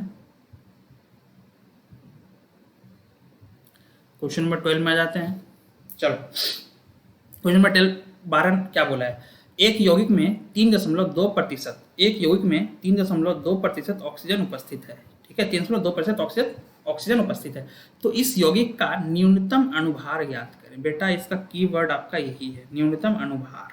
ठीक है, तो सबसे पहली चीज तो हम ये मान लेते हैं कि न्यूनतम अनुभार किसका, यौगिक का, न्यूनतम अनुभार यौगिक का मान लेते हैं कितना है बेटा, x ग्राम है, x ग्राम मान लेते हैं न्यूनतम अनुभार। अच्छा, न्यूनतम अनुभार के लिए ध्यान देना। अच्छा, इस यौगिक में कौन कौन उपस्थित है, बहुत सारी चीजें होंगी। ठीक है, ऑक्सीजन, नाइट्रोजन है, जो मतलब बहुत सारी चीजें हमको नहीं पता, केवल एक चीज पता है कि ऑक्सीजन उपस्थित है। कैसे पता चला कि बहुत सारी चीजें होंगी, क्योंकि बेटा पूरा यौगिक तो 100% होगा, उसमें से यहाँ पे बात सिर्फ कितने की गई है, 3.2% की बात की गई है, सिर्फ और सिर्फ कितने की बात की गई है बेटा, 3.2% की बात की गई, मतलब 96.8% कुछ और होगा, खैर उससे मतलब नहीं है। तो बेटा यहाँ पे सिर्फ ऑक्सीजन की बात की गई है, तो अपन भी सिर्फ ऑक्सीजन फोकस करेंगे। न्यूनतम अनुभार के लिए क्या लेके चलना पड़ेगा, ऑक्सीजन परमाणु की संख्या भी क्या होना पड़ेगा, बताओ, न्यूनतम। ऑक्सीजन परमाणु की संख्या भी तो न्यूनतम रखना पड़ेगा, क्योंकि हमको भार चाहिए न्यूनतम। तो जो हमको पता है, जिस परमाणु कार्य में पता है, उसकी संख्या भी तो क्या होनी पड़ेगी बेटा, न्यूनतम। और आपको अगर मैं पूछूं न्यूनतम संख्या कितनी होती है, तो आप मत बोलना 0 की तो कोई वैल्यू ही नहीं है। ठीक है, 0 की तो कोई वैल्यू ही नहीं है। न्यूनतम संख्या अगर मैं बोलूं तो ये कितना होगा बेटा, 1 होगा। सबसे छोटी संख्या कितनी हो जाएगी बेटा, 1 हो जाएगी। यानी ऑक्सीजन के कितने परमाणु होंगे, न्यूनतम अनुभार यौगिक का न्यूनतम अनुभार अगर देखना है तो आपको ऑक्सीजन का न्यूनतम संख्या लेके चलना पड़ेगा, जो कि होता है 1। ठीक है, तो यहाँ से अगर मैं बोलूं बेटा कि तो ऑक्सीजन का भार कितना हो जाएगा, कुल भार यौगिक में, यदि मैं बोलूं यौगिक में ऑक्सीजन का कुल भार कितना, तो सिंपल सा लॉजिक है, ऑक्सीजन परमाणु का भार 16 होता है और न्यूनतम संख्या लेके चलनी है, तो 16 एकम 16 ही होगा। क्लियर है, यहाँ तक 16 ही होगा। तो ये तो ऑक्सीजन का कुल भार है ना, आपसे पूछा तो यौगिक का है, जो कि आपने कितना माना है, x माना है। अच्छा, अब फिर से प्रतिशत निकालोगे। प्रतिशत कैसे निकालोगे? तो चूंकि हमको न्यूनतम भार मिल चुका है ऑक्सीजन के संदर्भ में, तो हम लिखेंगे 3.2% ऑफ एक्स, यानी एक्स का 3.2%। ये क्या दर्शाएगा? ये दर्शाएगा ऑक्सीजन का न्यूनतम भार। ऑक्सीजन का न्यूनतम भार, जो कि हमने किससे इक्वेट कर देंगे इसको? 16 से। एक्स का, चूंकि हमने माना कि पूरे यौगिक का अणुभार कितना है? x ग्राम है। उसमें से 3.2% कौन है? ऑक्सीजन है। तो हम लिखेंगे x का 3.2% कौन होगा? ऑक्सीजन का न्यूनतम भार, जो कि किसके बराबर? 16। न्यूनतम संख्या 1, तो न्यूनतम भार भी कितना? 16। इसलिए x का मान कितना आ जाएगा बेटा? सॉरी, अभी x का मान नहीं, पहले मैं थोड़ा सा और सॉल्व कर लूँ। ठीक है, तो आप थोड़ा सा सॉल्व करो, क्या हो जाएगा ये? 3.2/100 इंटू एक्स इक्वल्स टू कितना? 16। तो यहाँ से अगर आप x का मान निकालने जाओगे बेटा, तो ये हो जाएगा 16 गुना 100 बटा 3.2। आप इसको सॉल्व करोगे तो ये आपको आ जाएगा, 2 बार में जाएगा और 10, तो 500 कितना आ जाएगा बेटा? 500 ग्राम आ जाएगा। ठीक है, तो यानी कि यौगिक का न्यूनतम भार कितना है? जो आपने x एज्यूम किया था, ये कितना हो जाएगा बच्चों? आपका 500 ग्राम्स हो जाएगा। ठीक है, चलो नेक्स्ट क्वेश्चन में आ जाते हैं। अगले क्वेश्चन में आ जाते हैं बेटा, टाइम कम है। ठीक है, चलो सो नेक्स्ट क्वेश्चन में आते हैं। ठीक है, सही चल रहा है।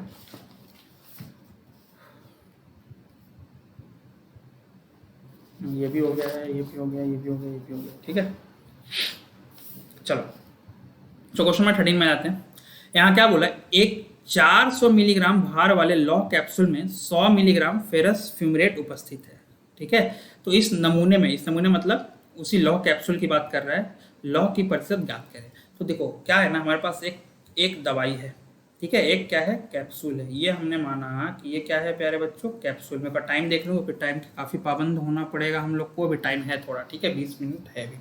ठीक है, तो ये रहा हमारे पास एक कैप्सूल। अच्छा, आपके घर में कई अलग अलग प्रकार की दवाइयाँ पड़ी रहती है, आप कभी उसे पढ़ना कि कोई भी दवाई जो होती है ना, वो कभी भी सिर्फ एक पदार्थ से नहीं बनता है, उसमें कई अलग अलग चीज़ों को मिलाया जाता है, यानी उनके कंपोजिशन में काफ़ी कुछ होता है। ठीक है, तो वही बात यहाँ पे भी है कि ये कैप्सूल का भार तो कितना है बच्चों? कैप्सूल का भार कितना है बच्चों? 400 मिलीग्राम है। उसमें से 100 मिलीग्राम क्या है? फेरस फ्यूमरेट है। तो भाई उसमें से कुछ और होगा, मान लो कि एक पदार्थ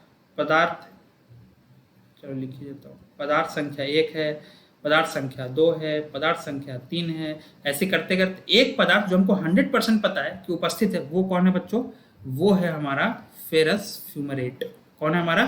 फेरस फ्यूमरेट। और इस फेरस फ्यूमरेट का भार कितना है बेटा? 100 मिलीग्राम है। कितना भार है? 100 मिलीग्राम है। इस फेरस फ्यूमरेट का भार कितना है? 100 मिलीग्राम है। क्लियर है यहाँ तक?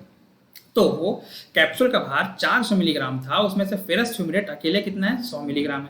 बोलोगे सर बाकी 300 मिलीग्राम कहाँ गए? अरे बेटा उससे क्या करना है आपको? चलो मान लो करना भी है तो ये होंगे ना, हमको क्या करना है? जो भी होगा ये सब मिला के 300 मिलीग्राम होगा। छोड़ दो, साइड कर दो उसको, साइड कर दो, जान दो उसको। ठीक है, चलो अच्छा, अगर मैं आपसे इसका अणुभार पूछूं, ग्राम अणुभार, तो बेटा इसको आप नोट करो डायरेक्टली, 170 ग्राम प्रति मोल होता है। ठीक है, कैसे? तो मैं यहाँ अगर बोलूँ तो 2 कार्बन दिख रहा है और बाहर 2, तो 2 गुना 2 कितना? 4 हो जाएगा। तो बर चौका 48, 12 4 जा 48, तो कार्बन के लिए हो गया। हाइड्रोजन कितना है? 2 1 जा 2। ठीक है, 2 हाइड्रोजन है। क्लियर? तो 2 हो गया हाइड्रोजन के लिए। प्लस ऑक्सीजन कितना है? 2 और गुना 2 4, 4 मतलब 16 चौके 64। प्लस आयरन कितना होता है बच्चों? 56 होता है। क्लियर है यहाँ तक? आप इन सबको ऐड करना ना, आपको मिल जाएगा 170 मिल जाएगा, 170 मिल जाएगा। ठीक है, 170 ग्राम प्रति मोल। अब ध्यान दो, हमसे पूछा क्या है? लौह की प्रतिशत, मतलब हमसे क्या पूछा? यही इस आयरन का प्रतिशत पूछा है। तो हम पहले क्या करते हैं? आयरन का भार निकाल लेते हैं भाई, और आयरन के भार को हम क्या करेंगे? कैप्सूल के कुल भार से भाग दे देंगे, तो हमारा प्रतिशत आ जाएगा। ठीक है, तो हम यहाँ पर क्या बोलेंगे कि 170 ग्राम, क्योंकि इस पूरे का भार कितना है? अणुभार कितना है? 170 ग्राम। तो 170 ग्राम फेरस फ्यूमरेट में, 170 ग्राम फेरस फ्यूमरेट में आयरन कितना है बेटा? तो आयरन का भार मैंने अभी आपको बताया, कितना लेके चलोगे? 56। तो 56 ग्राम क्या हो जाएगा बेटा? आयरन हो जाएगा अकेले। तो 1 ग्राम फेरस, 1 ग्राम फेरस फ्यूमरेट में कितना आयरन हो जाएगा बेटा? 56/170 हो जाएगा। इसलिए देयरफॉर आपको देखो फेरस फ्यूमेट था कितना, 100 मिलीग्राम था, तो आप क्या करोगे, 100 मिलीग्राम में निकालो। तो 100 मिलीग्राम फेरस फ्यूमेट में कितना हो जाएगा, 56/170 इंटू 100 मिलीग्राम। क्योंकि देखो ये ग्राम ग्राम तो कट गया ना, तो इसका तो कोई इकाई नहीं है। अब मिलीग्राम से गुना करोगे तो मिलीग्राम में ही आपका क्या आ जाएगा, भार आ जाएगा। आप इसको सॉल्व करोगे तो बेटा ये आपका आएगा 32.94 मिलीग्राम। इतना आयरन आपको मिल गया, इतना मिलीग्राम के आपके पास आयरन है। किसमें, फेरस फ्यूमेट में। और फेरस फ्यूमेट किसके अंदर है, कैप्सूल के अंदर है। तो बस अब प्रतिशत आयरन में आ जाओ। प्रतिशत कैसे निकालते हो, ऊपर लिखते हो फेवरेबल वेट, यानी जिसका प्रतिशत निकालना है उसी का भार। तो आयरन का प्रतिशत निकालना है, आयरन का भार कितना है, 32.94 मिलीग्राम। ठीक है, मिलीग्राम मिलीग्राम कट जाएगा, इसे नहीं लिखेंगे। नीचे कुल भार, तो कुल भार 100 मत लिख देना। आपको देखो बेटा, आपको फेरस फ्यूमेट में नहीं पूछा है, आपको पूछा नमूने में। अगर फेरस फ्यूमेट में पूछा होता तो फेरस फ्यूमेट के भार से भाग देते। यहाँ आपको पूछा किस में है बेटा, नमूने, मतलब ये कैप्सूल में। तो कैप्सूल का भार तो कितना है, 400 है ना। तो नीचे लिखूंगा 400 मिलीग्राम, मिलीग्राम मिलीग्राम कट गया, और प्रतिशत निकालना है तो 100 से गुना कर दिया। जब इसको आप सॉल्व करोगे बेटा तो ये आपका आ जाएगा 8.23%। ठीक है, 8.23% आएगा ये। क्लियर है यहाँ तक, ये बात क्लियर है। ठीक है, तो ये भी सॉल्व हो गया। अब बस एक दो क्वेश्चन और बचा है, फटाफट करते हैं इनको। तो ये आपका आंसर आ गया 8.23%। ठीक है, इतना परसेंट आयरन होगा किसमें, फेरस फ्यूमेट में नहीं बेटा, कैप्सूल में, क्योंकि फेरस फ्यूमेट तो खुद एक कैप्सूल का भाग था। ठीक है, चलो नेक्स्ट आते हैं, अगले क्वेश्चन की तरफ चलते हैं। काफी सिंपल सा क्वेश्चन है, बच्चों वाला क्वेश्चन है ये। Just wait, battery level check कर लूँ। Just wait. Okay, seems to be fine. Okay, चलो। तो देखो यहाँ पर अगला क्वेश्चन क्या बोलता है, मैग्नीशियम फॉस्फेट यौगिक के कितने मोल में ऑक्सीजन परमाणु के 0.25 मोल उपस्थित होंगे। मतलब कुल मिला के ये बोल रहा है कि ऑक्सीजन परमाणु के 0.25 मोल के लिए हमको मैग्नीशियम फॉस्फेट के कितने मोल लेके चलने पड़ेंगे। ठीक है, तो चलो अगर मैं सिंपल से यहाँ पे एनालिसिस करूँ, Mg3PO4 मैग्नीशियम फॉस्फेट का अगर एनालिसिस करूँ तो देखो कितना मोल मैग्नीशियम परमाणु हो जाएगा, 3 मोल मैग्नीशियम परमाणु। सबको लिखने की जरूरत नहीं था पर ठीक है लिख दिया। फॉस्फोरस कितना, 2 हो जाएगा। तो क्या हो जाएगा यहाँ पर, गिनती आती है ना, तो गिनती करो ना यार, 2 फॉस्फोरस, 2 मोल फॉस्फोरस के परमाणु हो गए। और ऑक्सीजन कितने, 4 दूनी के कितना होता है, 4 से कितना होता है, 8 होता है। तो 8 मोल ऑक्सीजन परमाणु, 8 मोल ऑक्सीजन परमाणु। आपको मतलब किससे, देखो तो सिर्फ और सिर्फ ऑक्सीजन परमाणु से, तो हमको मतलब किससे है, इससे है। तो अगर मैं बोलूं बेटा 1 मोल मैग्नीशियम फॉस्फेट में कितने मोल ऑक्सीजन परमाणु हैं, तो 8 मोल ऑक्सीजन परमाणु है। पर अब ध्यान देना, आपको डाटा किसका दिया है, ऑक्सीजन परमाणु पहले से दे रखा है 0.25 मोल। आपको निकालना क्या है, मैग्नीशियम फॉस्फेट। तो उल्टा चलना पड़ेगा, ठीक है ना, क्या दिक्कत है। तो हम यहाँ से काम करते हैं, यहाँ से हम कंक्लूजन निकाल लेते हैं उल्टा, कि 8 मोल ऑक्सीजन परमाणु के लिए, 8 मोल ऑक्सीजन परमाणु के लिए आपने बेटा कितना मोल मैग्नीशियम फॉस्फेट लिया था, 1 मोल। तो क्या लिखेंगे, 1 मोल मैग्नीशियम फॉस्फेट। ठीक है, तो 1 मोल ऑक्सीजन परमाणु अगर हमको निकालना हो, ठीक है, 1 मोल ऑक्सीजन परमाणु अगर चाहिए तो उसके लिए हमको या बोल सकते हो कि 1 मोल ऑक्सीजन परमाणु कितने मोल मैग्नीशियम फॉस्फेट उपस्थित होगा, तो 1/8 मोल मैग्नीशियम फॉस्फेट उपस्थित होगा। इसलिए तो आप खुद सोचो, आपको क्वेश्चन में क्या दिया है, कितना मोल ऑक्सीजन उपस्थित करने बोला है, 0.25। तो 0.25 मोल ऑक्सीजन परमाणु, 0.25 मोल ऑक्सीजन परमाणु कितने मोल मैग्नीशियम फॉस्फेट में होगा, तो 1/8 गुना 0.25 मोल किसके बेटा, मैग्नीशियम फॉस्फेट के। अगर आप इसको सॉल्व करोगे बेटा तो ये आपका आ जाएगा 1/32। ठीक है, बस इतना पे छोड़ देना इसको, 1/32 मोल मैग्नीशियम। ठीक है, आपको शायद दिख नहीं रहा होगा, कोई बात नहीं, मैं इसको थोड़ा सा थोड़ा सा मैं इसको नीचे कर लूँ, आपको सब दिखने लगेगा।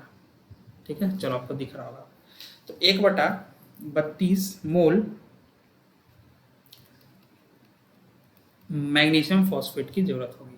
तो बच्चों ध्यान देना कि 0.5 मोल ऑक्सीजन परमाणु कितने मोल मैग्नीशियम फॉस्फेट उपस्थित होगा?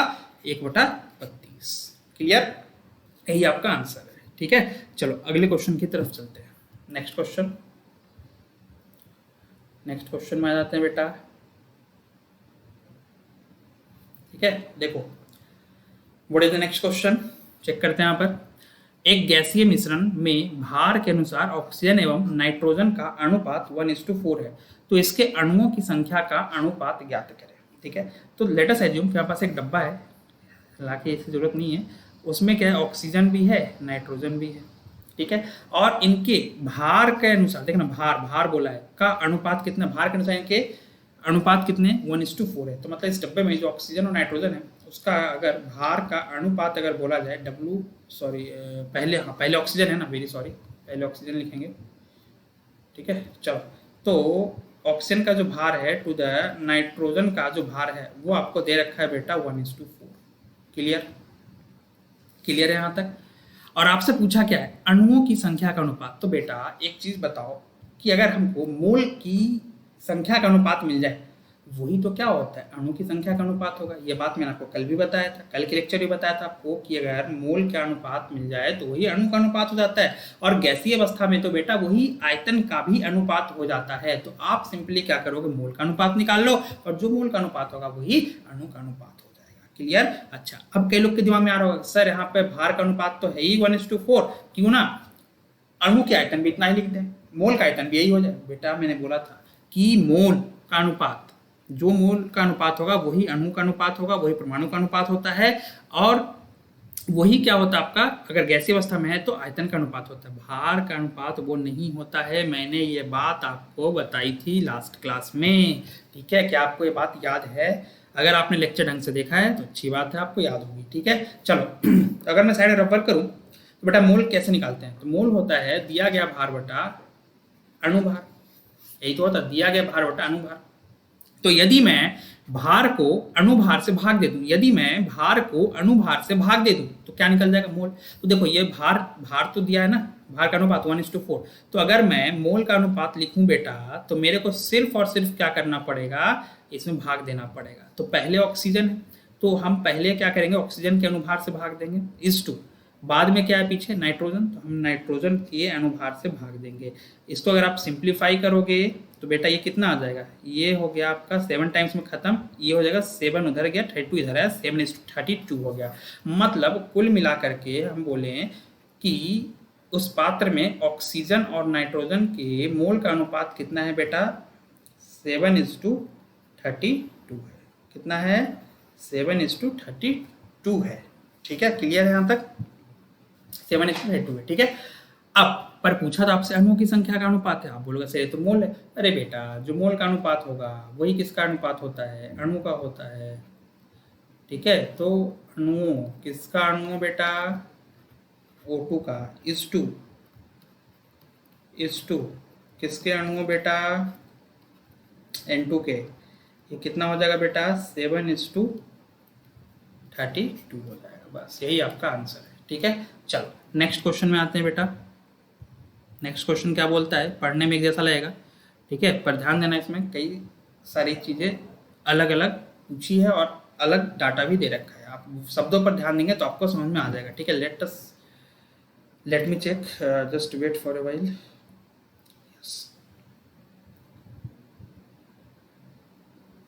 जस्ट वेट, यस,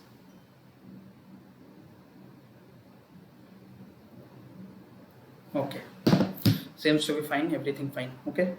ठीक है, चलो आगे चलते हैं। देखना आप क्वेश्चन क्या बोलता है, एक गैसीय मिश्रण में आयतन के अनुसार O2m N2 का अनुपात। अभी तक आपको सब कुछ सेम लग रहा होगा। ठीक है, कि पात्र है, गैस का मिश्रण है, ऑक्सीजन है, नाइट्रोजन है, पर एक अंतर समझना है, यहाँ पे आयतन के अनुसार है। पिछली बार क्या था, भार के अनुसार था। क्लियर है बेटा, इस बार आयतन के अनुसार है, पिछले बार भार के अनुसार था। अच्छा, अभी भी क्या है, 1:4 ही है, तो सब कुछ सेम है, बस ये अनुपात आपका जो है इस बार भार के अनुसार ना हो करके आयतन के अनुसार दे रखा है। ठीक है, चलो तो मैं क्या लिखूंगा बेटा, डब्बे में जो ऑक्सीजन गैस है और जो आपका नाइट्रोजन गैस है उसका अनुपात कितना है, उसका अनुपात है बेटा 1:4 है। ठीक है, क्लियर, आगे चलते हैं। तो इनके मोल की संख्या का अनुपात ज्ञात करें, दूसरा बोलता है अणुओं की संख्या का अनुपात ज्ञात करें, तीसरा बोलता है भार का अनुपात ज्ञात करें। ठीक है, अब सुनो, हमने पढ़ रखा है कि जो जो आयतन का अनुपात होगा बेटा वही मोल का अनुपात होता है। तो अपनी बुद्धि लगानी नहीं थी, कॉमन सेंस बस यूज करना था। तो अभी भी आंसर क्या हो जाएगा बेटा 1:4। पहला आंसर आपका आ चुका है, पहला आंसर आपका आ चुका है। ठीक है, अच्छा अगला जो आपका यहाँ पर, चलो एक सीक्वेंस में बना लेते हैं, क्या दिक्कत है। जो आपका यहाँ पर मोल का अनुपात होगा वही किसका होगा बेटा, अणुओं का भी अनुपात होगा, अणुओं की संख्या का अनुपात होगा। ये सब मैंने कल की थ्योरी क्लास में बताई है। ठीक है, अगर मेरे को फिर से बताना ही पड़ जाए तो फिर बेटा कल की क्लास का कोई मतलब नहीं बचता है। ठीक है, तो वो टाइम वेस्ट तो मैं जाने दूंगा नहीं जो मैंने कल पढ़ाया है। 1:4 क्लियर। तो आपके दो आंसर आ गए, मोल के अनुपात आ गए, अणु की संख्या का अनुपात आ गया। ठीक है, अब बचता है लास्ट थर्ड क्या आपसे पूछा है बच्चों, भार का अनुपात पूछा है। ठीक है, भार का अनुपात पूछा है। तो तीसरा आते हैं भार के अनुपात में, या मैं इधर निकाल लेता हूं ना यार, भार का अनुपात आपसे पूछा है WO2 WN2, इसका मान पूछा है। ठीक, गलती से भी यहाँ पर 1:4 मत लिख देना, गलती से भी, नहीं तो ना लेने के, एक मिनट रुको बैटरी चेक कर लूँ, ये एक मिनट तो चालू क्या। ठीक है, गलती से 1:4 मत लिख देना, मैंने इसी बोला था। ठीक है, कि भार का अनुपात वो कभी नहीं होगा जो मोल का अनुपात होता है, जो अणु का अनुपात होता है, और जो गैसीय प्रवस्था पदार्थों के मोलर आयतन के लिए होता है। ठीक, मोलर आयतन बोले सॉरी, आयतन के लिए होता है। ठीक है, नहीं होगा बेटा, यहाँ पर भार का अनुपात वो फॉलो नहीं करता है। क्यों नहीं करता है, मैंने कल आपको बता रखा है। ठीक है, चलो तो अब निकालेंगे कैसे भाई। तो देखो हमको पता है, मैं अगर साइड में रबर करूँ या नीचे रबर कर दूँ तो मोल कैसे निकालते हैं, दिया गया भार बटा अनुभार, दिया गया भार बटा अनुभार। क्लियर, तो हमको यहाँ निकालना तो किसका अनुपात है बेटा, भार का।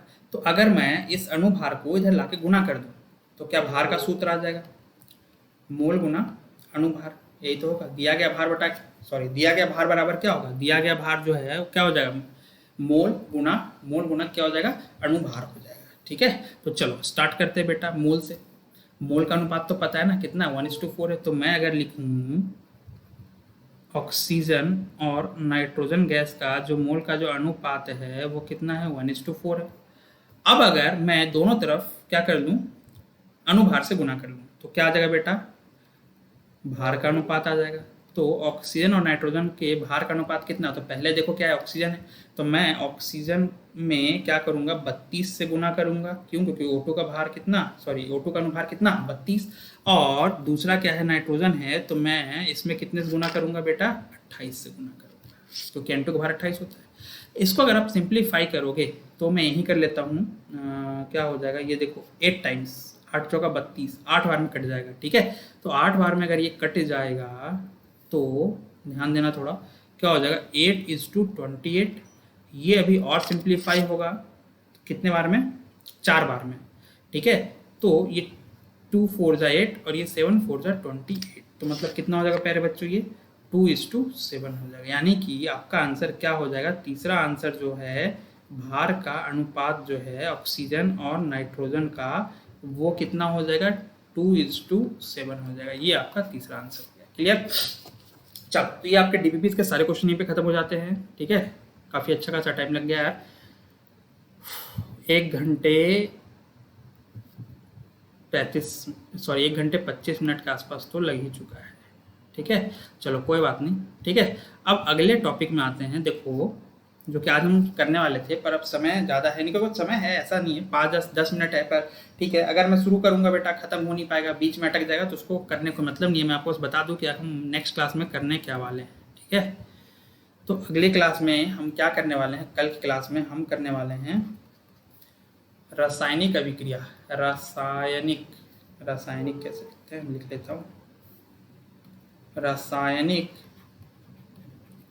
रासायनिक अभिक्रिया रासायनिक अभिक्रिया में मोल संकल्पना। रासायनिक अभिक्रिया में मोल संकल्पना कल हम ये पढ़ेंगे। इसी को हम और क्या बोलेंगे बच्चों, रस समीकरण मितीय।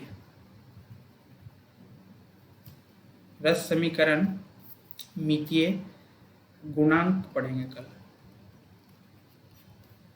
ठीक है। रस समीकरण मितीय गुणांक पढ़ेंगे कल, ठीक है। चलो तो अच्छा एक चीज बता, तो ये जो टॉपिक है बेटा, ये आपको बिल्कुल भी मिस नहीं करना है। वेरी वेरी वेरी वेरी जितनी बार लिख लो कम पड़ जाएगा। वेरी इंपॉर्टेंट क्वेश्चन होते हैं इसके, बहुत ही इंपॉर्टेंट टॉपिक है। इससे सवाल पूछे ही जाते हैं, हर 2 साल में एक ना एक बार इस टॉपिक सवाल आ ही जाता है।